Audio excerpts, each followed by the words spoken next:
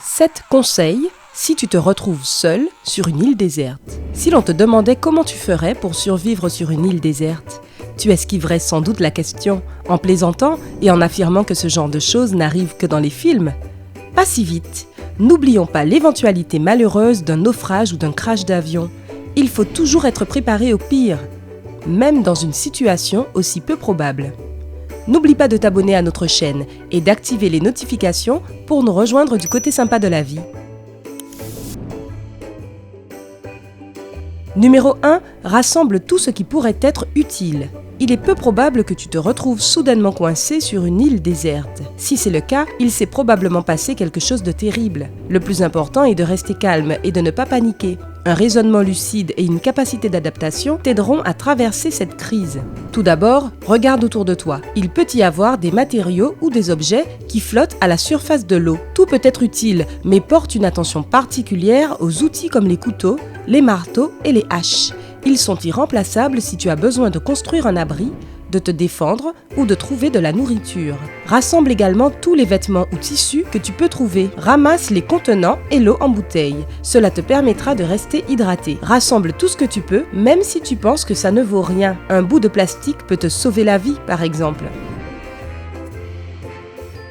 Numéro 2. Rejoins l'île sain et sauf. La deuxième étape cruciale est de rejoindre la terre ferme indemne. De préférence, sans aucune blessure. Si tu es sous les tropiques, même une coupure peu profonde peut s'infecter, au point de devenir mortelle. C'est pourquoi tu dois être extrêmement attentif lorsque tu marches ou nages vers le rivage. Il y a de fortes chances que les fonds marins soient recouverts de coraux, aux bords aiguisés comme des lames de rasoir. De plus, méfie-toi des coquillages coniques, ils peuvent être venimeux et fais attention au courant. Si tu te fais prendre dans l'un d'eux, il peut t'emporter en pleine mer. Numéro 3. Trouve de l'eau potable. Quelques heures sans eau sous un climat tropical peuvent réduire considérablement ta capacité à analyser la situation et à agir efficacement. C'est pourquoi il est de la plus haute importance de trouver de l'eau potable. Heureusement, la plupart des îles disposent de nombreuses sources d'eau douce. Garde simplement à l'esprit les points suivants. Les rivières et les ruisseaux contiennent de l'eau douce, mais elle peut être pleine de bactéries et de parasites nuisibles. Tu ferais mieux de faire bouillir cette eau avant de la boire. Les petits cours d'eau qui se jettent dans la mer sont préférables aux grands, car ils ne transportent pas autant de limon. Ne bois pas l'eau de mer.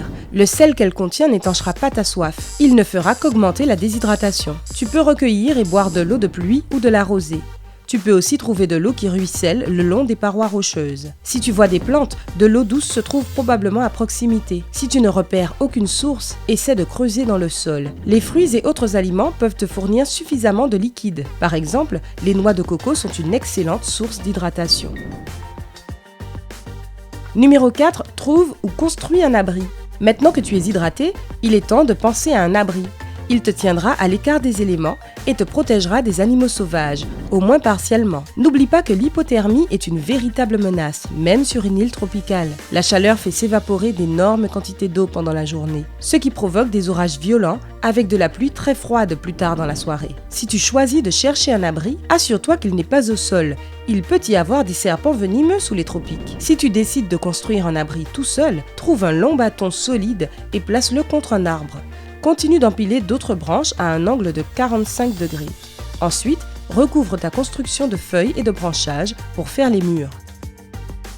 Lorsque tu construis un abri, n'oublie jamais 2 choses importantes. Ne le construis pas sous un cocotier, car une chute de noix de coco peut être mortelle. N'oublie pas de faire une moustiquaire. Utilise tout ce dont tu disposes pour empêcher ces petits suceurs de sang d'entrer dans ta cabane de fortune.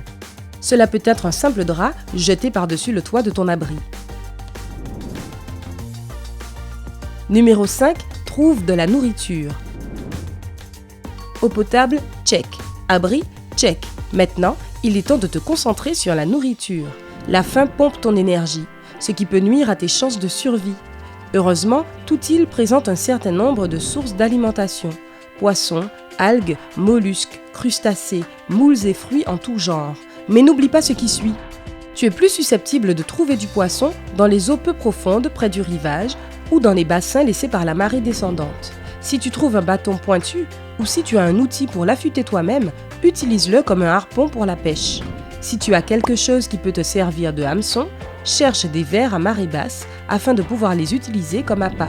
Dans la mesure du possible, essaie toujours de cuire tout ce que tu attrapes.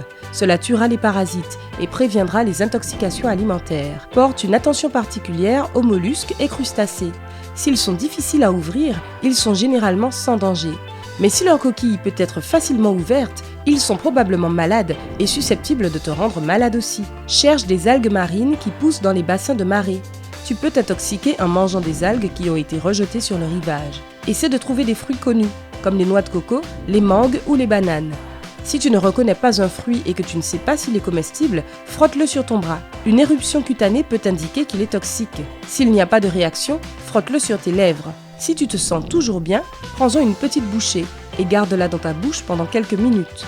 Ensuite, attends plusieurs heures. Si tu ne te sens pas malade, ce fruit est a priori sans danger. Numéro 6. Crée un signal de détresse. Après t'être occupé de ton abri et de ton alimentation, tu dois trouver un moyen d'indiquer ton emplacement à des secours potentiels.